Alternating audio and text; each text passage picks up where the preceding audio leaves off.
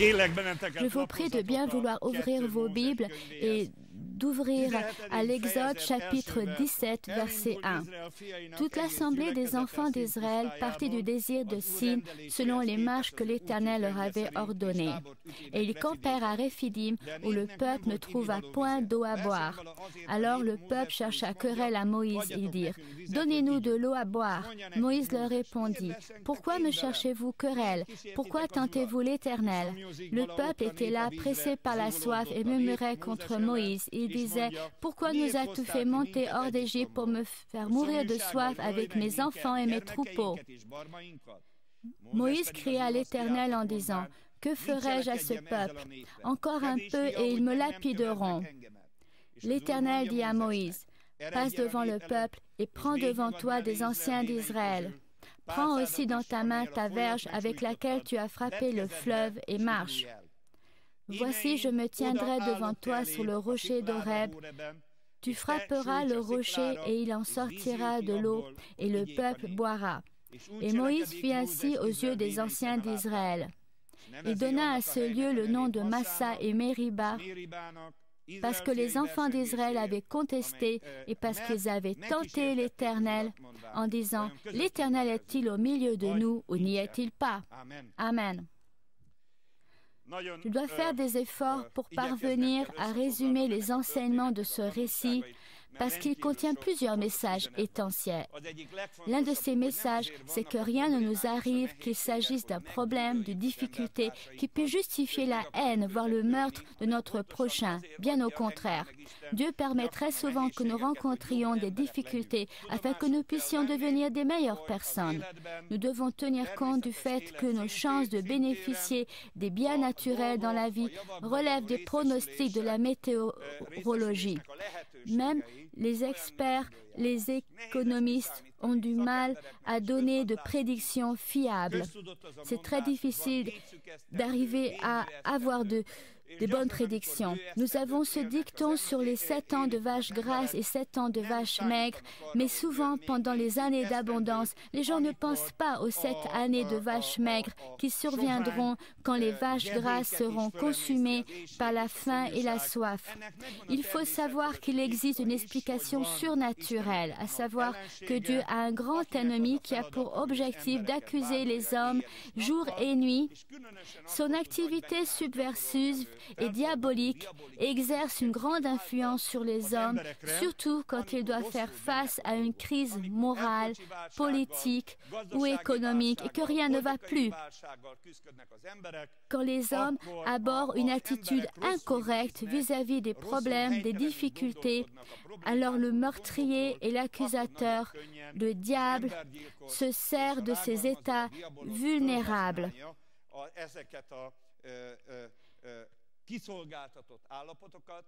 Il occupe alors le cœur des hommes, les hommes deviennent méchants et on peut voir que pendant certaines périodes historiques, on peut quasiment dire qu'ils se transforment à l'œil nu. Et pendant ces périodes-là, les gens croient pouvoir résoudre leurs problèmes en anéantissant, éradiquant certaines communautés, nations ou groupes ethniques, en se débarrassant de certaines personnes, en les assassinant. Et on peut voir que cela se répète sans cesse au cours de l'histoire. C'est pour cela que le récit biblique que nous venons de lire est si important et je regrette qu'il ne nous reste que si peu de temps pour en faire l'analyse.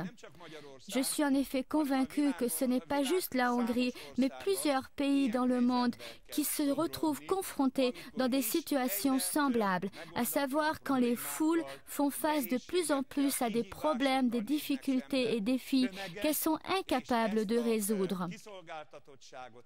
Et c'est ce sentiment d'impuissance, de désespoir qui est la source des problèmes, quand les gens n'arrivent plus à résoudre leur situation, surtout quand ces problèmes leur semblent insurmontables. Et ils y voient toujours, dans ce cas-là, un signe du destin. Ils finissent par croire que ces problèmes vont engendrer leur perte, que tout est fini pour eux. En résultat de quoi, le désespoir commence à dominer la façon de penser de ces gens. Le désespoir entraîne l'amertume qui pénètre dans leur cœur, qui entraîne ensuite la rancune vis-à-vis du prochain, ensuite la haine, puis suivent les envies de meurtre, ce qui va entraîner les guerres civiles, les guerres mondiales et les révolutions. Or, on sait déjà, c'est prouvé absolument, qu'elles ne résoudront pas du tout les problèmes. Au contraire, ce sont elles qui suscitent les plus grands maux, les plus grandes calamités.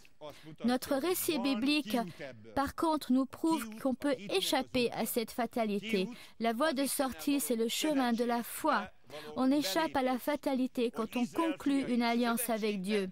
Les fils d'Israël ont conclu une alliance avec Dieu sur la péninsule de Sinaï. Donc déjà avant cette histoire à Réphidim, et dans le cadre de cette alliance, ils ont déjà reçu les promesses de Dieu, comme quoi il allait remplir leurs besoins. Mais les fils d'Israël croyaient que Dieu ne remplirait leurs besoins que d'une manière occasionnelle. Si vous étudiez la période des pérégrinations des fils d'Israël dans le désert, vous verrez qu'ils ont toujours été bloqués quand ils se sont trouvés devant un problème insoluble. Ils se sont sentis désespérés, ils ont paniqué, ils se sont dit « voilà, tout est fini ». Et naturellement, quand ils ont vu ces problèmes, ces difficultés, ils ont cherché un coupable. Qui étaient les coupables? C'était toujours Moïse ou alors Moïse et Aaron, mais c'était toujours leurs dirigeants. Ils ont pensé que si nous les pendons, si nous les lapidons, le problème va être résolu. Bien sûr que le problème n'aurait pas été résolu, parce que cela aurait à coup sûr causé leur propre tragédie. Dieu merci, cela n'a pas eu lieu, surtout parce que Moïse a toujours respecté l'alliance conclue avec Dieu. Et n'oubliez pas, comme nous en avons parlé il y a 2 semaines, Dieu conclut toujours une alliance avec l'humanité. Et c'est dans le cadre de cette alliance qu'il distribue ses bénédictions. Et la personne qui marche par la foi doit apprendre que Dieu ne va pas déverser ses bénédictions que à certaines occasions, que d'une manière occasionnelle, mais il le fait dans tous les cas, même quand il y a des difficultés, à partir du moment où nous conservons notre confiance dans la promesse de Dieu, dans la parole de Dieu. Et c'est pour ça que nous ne devons pas considérer que les miracles dépendent uniquement de la volonté souveraine de Dieu, car dans le cadre de cette alliance, Dieu s'est engagé vis-à-vis de son peuple. Et cet engagement signifie que le Seigneur va soutenir, va protéger notre vie. Il va nous donner en plus la vie éternelle et le salut. Je simplifie cette alliance et les promesses qui sont attachées, que nous retrouvons, que ce soit dans l'Ancien Testament ou dans le Nouveau Testament. Aujourd'hui, nous sommes dans la Nouvelle Alliance, dans le cadre du Nouveau Testament.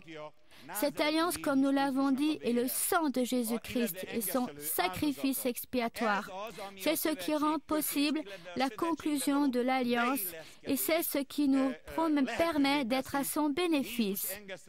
Sans le sacrifice expiatoire de Jésus-Christ, il n'y a ni païen ni une seule personne appartenant aux nations qui pourrait bénéficier de la possibilité d'entrer dans la grâce du Seigneur et de conclure une telle alliance avec le Seigneur.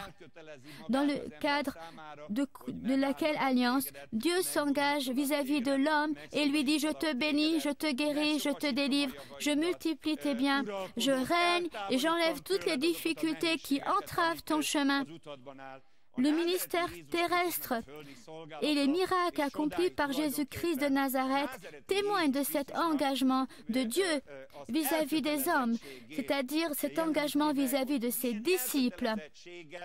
Son engagement aussi pour toi et pour moi.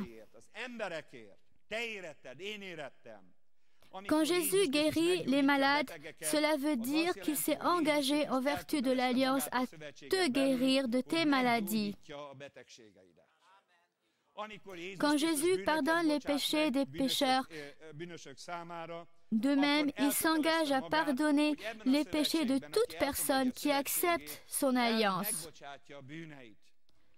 Quand nous lisons que Dieu a multiplié les pains et les poissons, il faut que tu comprennes par là que dans le cadre de l'alliance conclue par Jésus-Christ, il s'engage à te soutenir dans le domaine financier.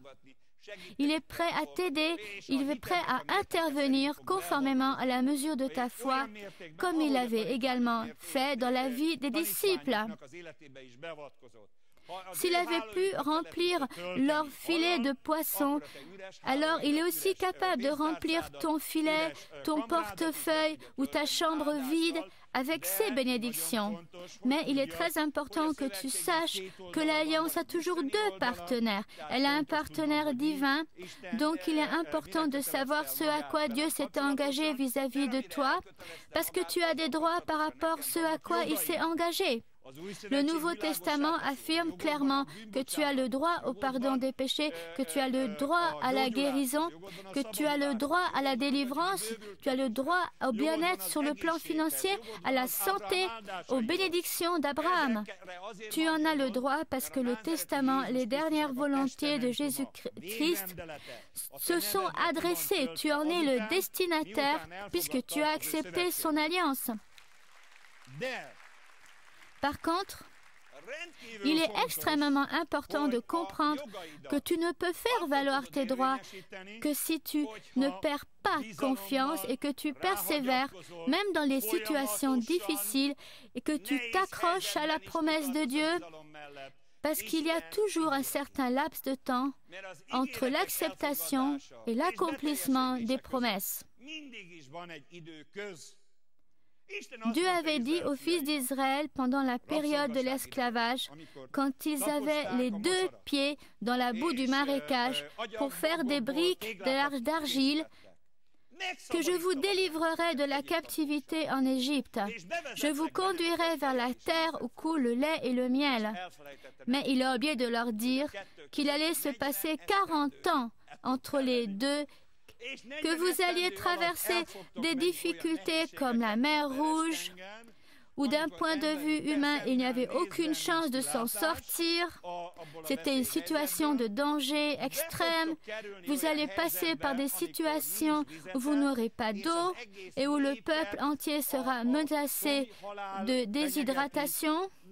Vous allez passer par des situations dans lesquelles vous n'aurez pas de pain, pas de viande. Vous allez passer par des situations au cours desquelles vous deviendrez la proie de vos ennemis. En fait, Dieu les a conduits de manière progressive au travers de toutes ces situations. S'il en avait parlé à l'avance, déjà en Égypte, alors je pense que les fils d'Israël auraient dit « Restons en Égypte ». Là où il y a des pastèques, des concombres, des chaudrons de viande. C'est vrai que nous ne serons jamais libres pour dire dans cette sale vie, mais au moins la dictature nous fournit notre petit salaire de 3 560 forint par mois. Et ainsi, nous n'avons même pas à lutter pour notre survie. Les hommes ont toujours eu peur de la liberté. Ils ont toujours eu peur de la liberté. Si Dieu avait dit à l'avance aux fils d'Israël ce qui les attendait, alors ce n'est pas sûr du tout qu'ils se seraient risqués à entrer dans cette grande aventure. Mais Dieu est un très bon psychologue. Il leur avait annoncé le but final pour leur dire qu'ils vont arriver à une terre où coule le lait et le miel. Et crois-moi, c'est la même situation aujourd'hui. Dieu dit que celui qui croit a la vie éternelle. Mais n'oublie pas, la vie éternelle sera le fruit de la vie terrestre, le fruit final. Mais d'ici là, tu dois également passer par le désert de Sin à Réphidim, et c'est ton choix qui tranchera. Qui fera de Réphidim, Réphidim, ou de Réphidim, Massa, ou Mériba. Réphidim veut dire le lieu du repos. ce qui signifie également que même si je n'ai rien, je peux trouver la sécurité, le repos, la réponse dans les situations impossibles, et je me sens en sécurité même dans ces situations-là. Sin veut dire le marécage. Et effectivement, chaque homme commence son parcours dans le marécage, même s'il est né dans une bonne situation familiale, et trouve que la vie est tellement belle. Quand on est un bébé, on pleure, et tout de suite la maman arrive, elle nous prend dans ses bras, elle l'embrasse, etc., etc., elle le nourrit, elle l'allaite, etc. C'est ainsi que le bébé va grandir. C'est ainsi qu'il débute sa vie. Et c'est très bien qu'il commence sa vie dans ces circonstances-là.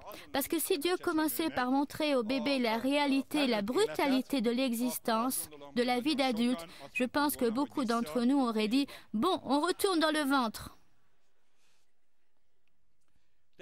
Donc, Dieu d'abord nourrit l'homme, le fortifie, lui donne de la connaissance, lui donne la force. Après, l'homme commence à vivre et il réalise que ce que Job avait dit est vrai, que la vie de l'homme né de la femme est courte, elle est pleine d'hostilité, de combats, de luttes. En plus, il est assujetti à l'illusion, à la mort et à la dégénérescence. C'est le marécage. C'est le désert de Sin. Comment est-ce que je peux sortir du marécage? Comment est-ce que je peux me retrouver à Rephidim? Comment est-ce que je peux trouver du repos, le sabbat et la bénédiction à Rephidim? C'est le sujet de notre récit biblique. Et la grande leçon, c'est que tu ne peux jamais te retrouver à Rephidim si tu ne regardes pas tes problèmes et tes soucis au travers de la foi basée sur la parole de Dieu.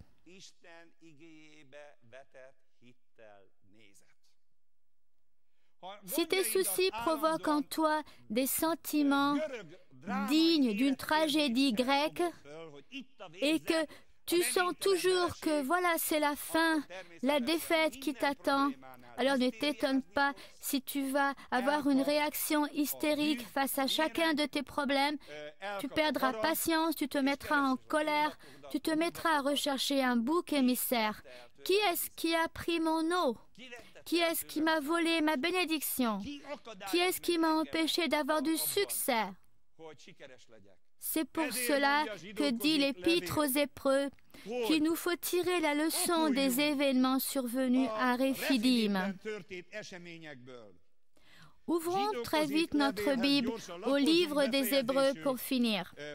Je lis quel est donc l'enseignement qui doit être retiré de ces difficultés et de bien d'autres difficultés au chapitre 3, versets 7 et 8.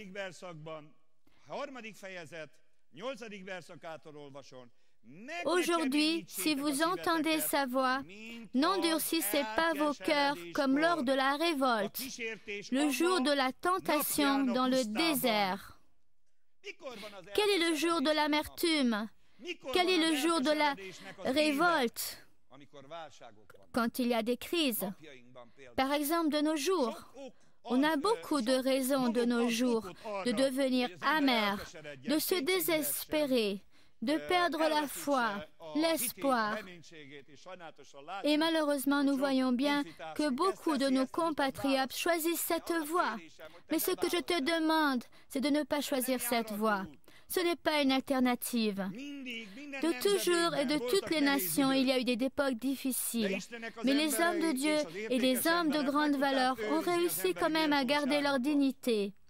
Ils ne se sont pas livrés au désespoir, mais ils ont tout fait pour surmonter leurs problèmes et se placer au-dessus des circonstances, libérer les capacités indispensables à la résolution de leurs problèmes.